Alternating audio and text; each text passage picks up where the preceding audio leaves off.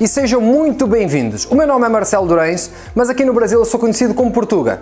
E vocês não vão acreditar, mas lá em Portugal ninguém me chamava assim. Eu sei que não é o seu aniversário, mas eu queria te dar os parabéns por estar aqui junto comigo. Os parabéns porquê? Porque você decidiu evoluir, você decidiu ser uma pessoa melhor, você decidiu aprender. E o que nós vamos fazer aqui é basicamente abrir o caminho para que você tenha 10 vezes mais oportunidades na sua vida. Porque quem domina a língua inglesa é isto que acontece. Você vai ter 10 vezes mais chances de encontrar uma nova pessoa, 10 vezes mais chances de comunicar com o mundo, 10 vezes mais chances de ter um emprego melhor, 10 vezes mais chances de estudar em qualquer lugar do mundo.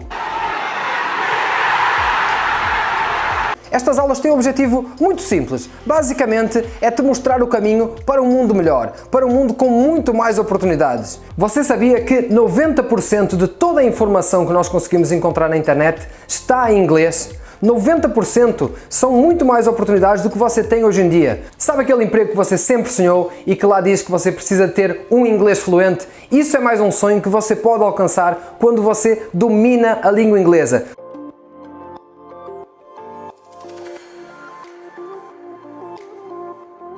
Eu também já fui bem parecido com você e que nem sempre eu soube falar inglês, nem sempre eu fui fluente em inglês. Eu não nasci fluente em inglês, até porque eu nasci em Portugal e de lá nós também falamos o português. Eu sou burro, né? Eu sou burro. Eu tive o mesmo inglês do colégio como vocês, eu fiz também aqueles cursinhos em que nós não queríamos aprender, o professor também não ajudava muito, era muita gramática, era muito pesado e era chato. Até que eu cheguei na universidade e eu vi que o inglês iria me abrir um monte de portas. A primeira delas foi, por exemplo, ter viajado para a Hungria com 19 anos. Quando eu cheguei lá, eu reparei que ninguém falava português. É, nice to meet you. I'm Cláudio. Prazer. Vai ser complicado. We lost. Help, please, help us. Os senhores são brasileiros. Falavam húngaro. E eu não falava húngaro. E tinha um monte de pessoas de todos os lados do mundo. Tinham da Finlândia, tinham da Coreia, tinham da África, tinham pessoas dos Estados Unidos. E aí, como é que nós nos podíamos comunicar? A resposta sempre foi a língua inglesa. Aí eu senti na pele que eu precisava dominar esta língua para conseguir me comunicar com o mundo, com estas pessoas e poder evoluir. No problem, ó. Just speak slow because we're not from here. Also know aí não speak para. Amor, tô achando que esse cara também não são daqui. Foi lá então durante um ano que eu aprendi e que eu desenvolvi a fluência na prática. Um ano. Puta que pariu, hein? Sem ação. Entrou na minha cabeça aquilo ali. Eu voltei para Portugal e vi que lá nada tinha mudado. Quem tinha mudado era eu. Eu tinha aberto os limites do meu mundo e Portugal era muito pequeno para mim. Foi então que eu tive a ideia de fazer o meu segundo intercâmbio. E desta vez fui para Londres. Lá realmente eu aprendi como ensinar o inglês, que tinha se tornado uma paixão para mim. Depois de quase 2 anos de aprendizado sobre lecionar a língua inglesa, eu tive que voltar para Portugal. Vocês sabem que a vida de estudante não é fácil e morar em Londres é muito caro. Lá em Portugal eu consegui concorrer a uma bolsa de mestrado aqui na Universidade Federal do Rio Grande do Sul. Eram apenas 4 bolsas para mais de 11 mil alunos e eu consegui ganhar uma. Adivinhem porquê? Porque eu era o que melhor falava inglês. Assassination on my English now. Eu desembarquei no Rio Grande do Sul, mais precisamente em Porto Alegre, para começar o mestrado de Línguas Estrangeiras Aplicadas. Lá, como é óbvio, eu tive também a aula de inglês, onde eu encontrei mais uma vez aquele ensino fechado, aquele ensino tradicional, aquele ensino clássico, em que muitas das vezes eu objetivava. Eu falava, professora, eu aprendi desta forma, professora, eu acho que poderíamos fazer daquela forma. Foi então que ela teve a grande ideia de me dizer assim, se você acha que é tão bom, por que você não começa a dar aulas? Não fui eu. Mais uma vez, sendo estudante e tendo a minha bolsa de estudos acabado, eu resolvi começar a dar aulas de inglês aqui no Brasil. Isso já fazem 11 anos. Foi então que eu comecei a minha carreira como professor de inglês. Isso foi lá no ano de 2010. Nos primeiros 2 anos eu dei aulas em 2 escolas das mais conceituadas que temos no Brasil. E lá eu vi que o ensino continua sendo muito engessado. Aquelas aulas que dão sono, aquelas coisas que ninguém quer saber, o famoso enche-linguiça, porque eles precisam que você esteja lá semestre após semestre. Lá onde ele trabalha em Hollywood, se fala Woody Allen.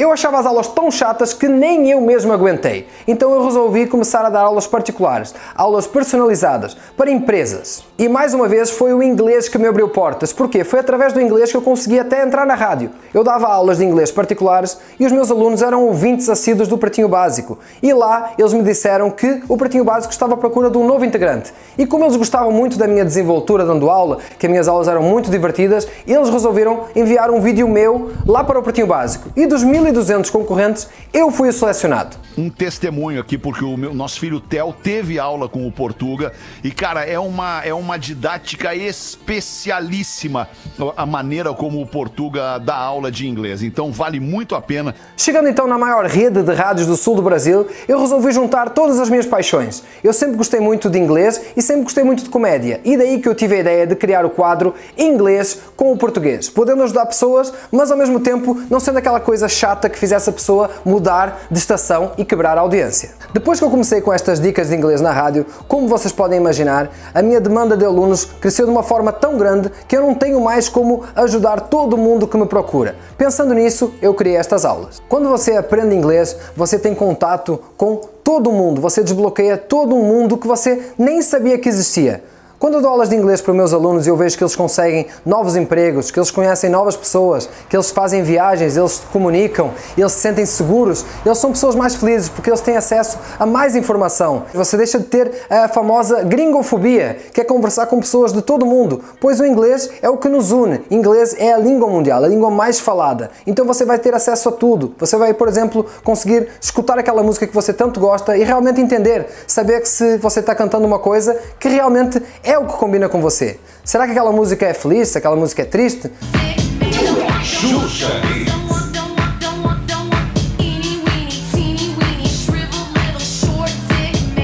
Sabe aquela vaga que você tanto procura? Muito possivelmente um dos requisitos vai ser inglês fluente. Já pensou você perder uma vaga em que você pode ganhar 10 vezes mais apenas porque você não domina o inglês? Por exemplo, Klaus e Vanessa foram meus alunos e vocês sabem que eles são muito famosos aqui no sul do Brasil, mas vocês também sabem que eles conseguiram lançar uma carreira lá fora, isso aí, nos Estados Unidos, com música em inglês.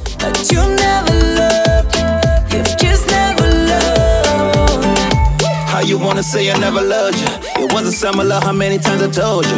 I know you tripping over chilling in the door, but I gotta move our stories coming to a closure. Said a lot to your face, wait a minute. Girl, you took a lot, you better quit it. You get it? You're supposed to fall in love, but you did it. You admit it? That's how you gonna deal with it now. Isso foi uma das coisas que eu consegui ajudá-los, pois eles se sentiram seguros em cantar uma música em inglês e em lançar a carreira deles lá fora. Imaginem este novo mundo abrindo totalmente para eles. Eu zerei a vida? Cara, a gente naturalmente, assim, quando tu vai para outros lugares, tu te sente assim, um cidadão do mundo, né? E eu acho que o que mais toca, assim, literalmente tocando na gente, é quando a música toca na rádio fora do teu país.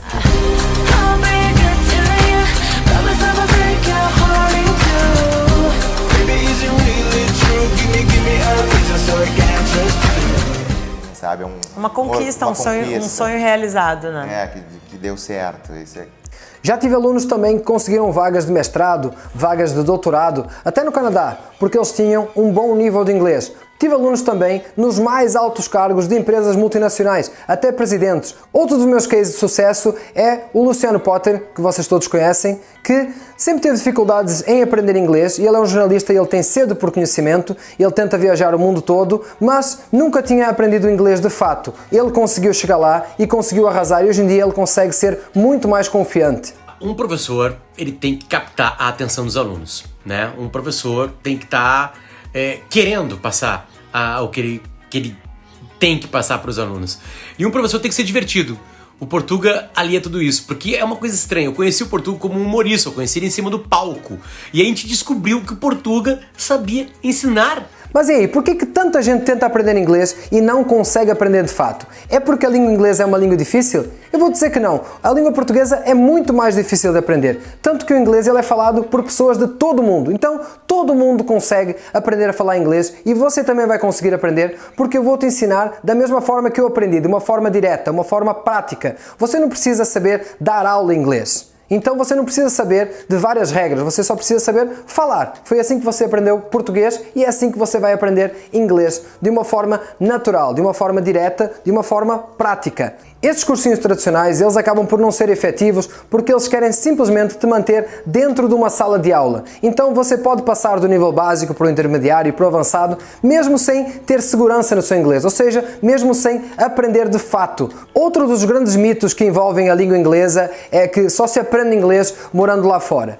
Tudo o que nós precisamos saber é que o inglês, como qualquer outra coisa que você vai aprender, você precisa estar imerso nesse mundo. Ou seja, quando você vai lá para fora, você é obrigado a falar inglês, porque se você não falar inglês, você não come, por exemplo. Você liga a televisão e está em inglês. Você vai na rua, as pessoas falam inglês. Tudo o que você precisa fazer é ter contato com o inglês um pouquinho a cada dia, gradualmente, tirando um pouco dessa ansiedade, pois você fala inglês há muito menos tempo do que você fala português. Logo, um nível não tem nada a ver com o outro. O que não te contam sobre aprender inglês é que simplesmente você precisa ter a habilidade de se comunicar, ou seja, você tem que ter a habilidade só de entender o que as pessoas falam e de responder da melhor forma, como se fosse um jogo de ping-pong, sabem? E isto vai evoluindo pouco a pouco. We want to see o do Central Park. Central Park. tio. I think you have to take that train. Então, como o seu objetivo não deve ser escrever uma tese de mestrado, tudo o que você precisa saber é se sentir confortável em se comunicar em inglês. E isso pode acontecer de uma forma bem básica, até que você tenha segurança para começar a fazer frases mais complexas, a usar palavras diferentes. We don't have money, just card. Ih, caralho, arrasou! Você sabia que com apenas 1000 palavras você consegue se comunicar facilmente em todas as tarefas do dia a dia? Exatamente. E outra coisa, se você errar, não tem nenhum problema. Você está tentando se comunicar. Sabe quando você tenta falar com um gringo e você consegue entender o que ele diz, por mais que tenha algum erro aqui e ali na gramática? Você fica como? Você fica surpreendido. Você não se importa, você até fica feliz em ajudar. É assim que você vai ser entendido também. O que eu quero dizer com isto é, você não precisa ter uma gramática perfeita, você não precisa ter uma escrita perfeita e você não precisa ter uma pronúncia perfeita para se comunicar em inglês. Inglês é uma língua do mundo e não existe um sotaque mais certo, mais correto. Não é o inglês americano que é o mais correto, é o inglês britânico que nós vamos aprender. O que interessa é que é uma língua do mundo e é desta forma que você precisa aprender a se comunicar. Harry Potter. Oh, no, she didn't. É Harry Potter, tá? Porque ele é britânico e eu sei porque eu estudei na British. Por exemplo, no meu curso, se existem mais do que um tipo de pronúncia, eu vou te dar os 2, 3 tipos de pronúncia que existem, mas você vai escolher o melhor para você, o que você se sente mais confortável. Outro exemplo é em relação ao vocabulário. Você sabe que tangerina, bergamota e mexerica é a mesma fruta, certo? Mas você não precisa usar os 3 nomes para se referir àquela fruta, você simplesmente escolhe um e usa. E quando alguém usa qualquer um dos 3, você vai entender que é aquela fruta. É isso que nós vamos fazer no meu curso. Você vai simplesmente entender o que está sendo falado e você vai se comunicar do seu jeito para ser entendido. Vamos agora ao que interessa. Vamos colocar a mão na massa, vamos à prática, que é isso que vocês querem saber. Muita gente diz que o inglês é muito difícil, que o inglês é mais difícil que o português. Eu vou-te provar que não. Vamos pensar, por exemplo, no verbo gostar. Só no presente nós temos eu gosto, tu gostas, ele gosta. Nós gostamos, vós gostais e eles gostam. Sabem como é que fica em inglês? O verbo gostar é o verbo to like. E se eu dissesse que fica I like, you like, he, she, it likes, we like, you like e they like. Ou seja, like e likes. Se formos para o passado, as coisas complicam até um pouco mais, pois no português temos o pretérito imperfeito. Eu gostava, tu gostavas, ele gostava, nós gostávamos, vós gostáveis, eles gostavam. E agora, como é que ficam todas estas no inglês?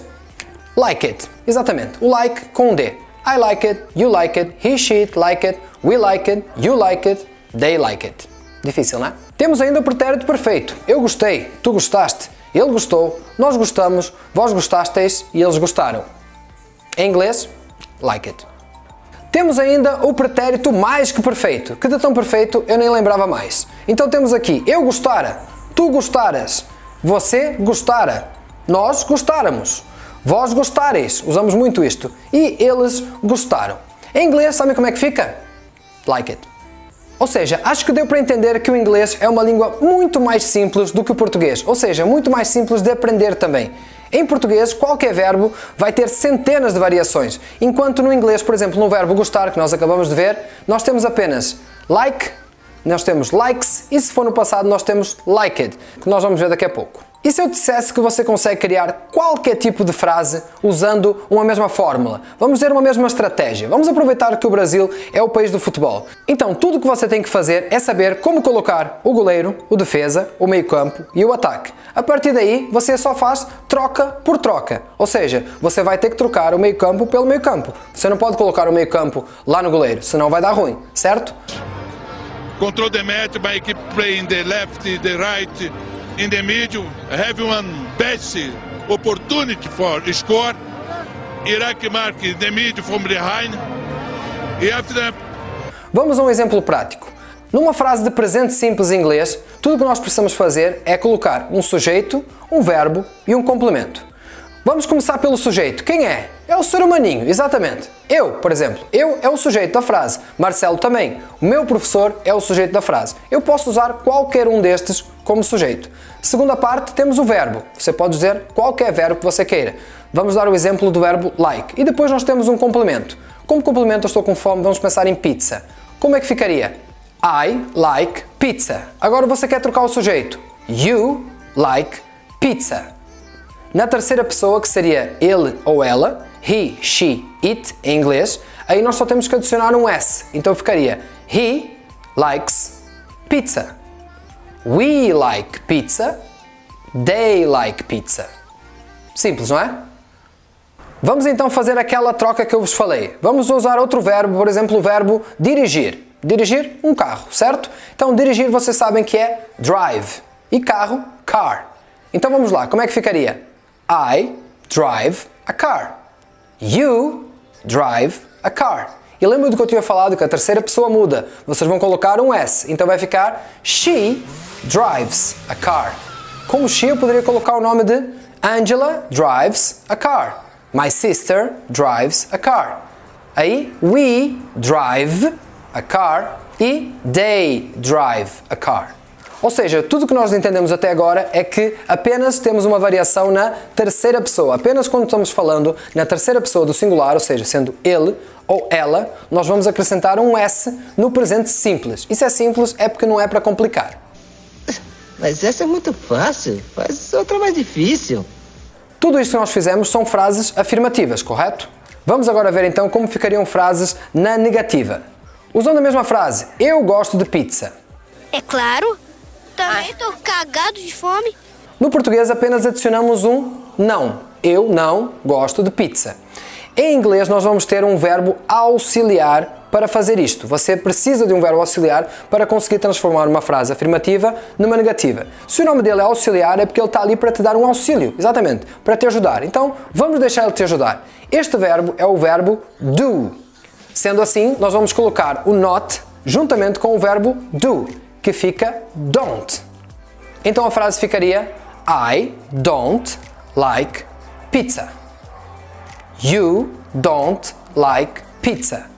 Lembra daquela reguinha que eu falei, que a terceira pessoa sempre muda? Aqui acontece a mesma coisa. Só que nós temos agora um verbo auxiliar. Então ele está ali para nos auxiliar. Todas as mudanças aqui para a frente vão ser feitas apenas nele. Não vamos mexer mais no verbo principal, que é o like, certo? Então não vamos mexer no like, o like vai continuar sendo like. Vamos colocar o S no do.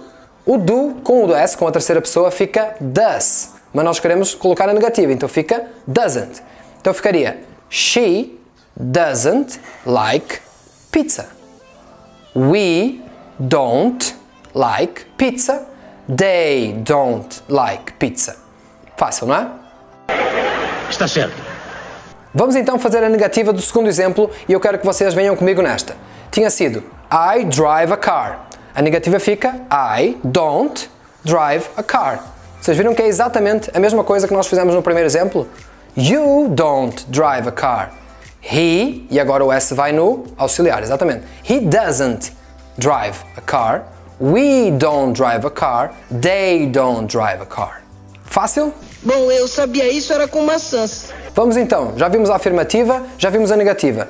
O último tipo de frase que existe é a frase interrogativa, exatamente, a questão. E quantos de nós já não estivemos lendo um livro, um parágrafo em voz alta, em que o sinalzinho de interrogação, ele vem só lá no final da outra linha, então nós estamos lendo com aquela entonação normal, aquela entonação afirmativa e chegamos lá, amanhã? Isto acontece muito. Porquê? Porque no português nós não temos como saber logo no início da frase se vai ser uma pergunta ou não. No espanhol, por exemplo, eles colocam o símbolo de interrogação ao contrário já no início da frase, para que você consiga dar aquela entonação. Ou seja, no português nós dizemos, você gosta de pizza? Afirmei. Agora se eu disser, você gosta de pizza? Já é uma pergunta. Tudo depende da entonação. Professor, pois não. Será que amanhã? Quê? No inglês isso não é necessário, pois a estrutura já nos diz que vai ser uma pergunta. A gente já sabe que vai ser uma pergunta. E quem que vai nos auxiliar nisto? Exatamente, o verbo auxiliar. Nós tínhamos primeiro o sujeito, que era I, e depois nós tínhamos don't like pizza, correto? O que é que nós vamos fazer aqui? Uma regra muito simples, que é uma regra de X, que é para se saber que é uma pergunta. Você vai colocar o do em primeiro lugar e o I, que estava em primeiro lugar, vai trocar com o do. Então ele vai passar para o segundo lugar. Então vai ficar do I like pizza? E já é uma pergunta. Se eu for perguntar para você, do you like pizza? Reparem que eu só estou a fazer aquela troca por troca, só trocando o sujeito. Agora, nós temos dito que na terceira pessoa era com S, lembram? Então aqui vai ficar does. Does she like pizza? Do we like pizza? Do they like pizza? Simples, não é? Uma mais difícil, vai. Então, agora eu quero que vocês façam comigo. Vamos ao exemplo do I drive a car. Como é que fica essa pergunta? Do I drive a car? Pergunta. Do you drive a car? Does she drive a car? Do we drive a car? Do they drive a car? Muito simples, não é? Português é tudo burro, vamos embora. Peraí, calma que a gente faz uma amizade e dá uma carona pra gente. Nice. You sport like? Sim, o que isso tem a ver? Com isso você consegue fazer qualquer tipo de perguntas, mas tudo o que nós vimos agora são as chamadas perguntas fechadas. Porquê? Quando eu digo assim, do you like pizza? Você tem apenas duas opções. Ou você gosta, ou você não gosta, certo? Tirando aqueles chatos que vou dizer talvez. Então é por isso que nós chamamos de pergunta fechada. Do you like pizza? Yes, I do. Ou no, I don't.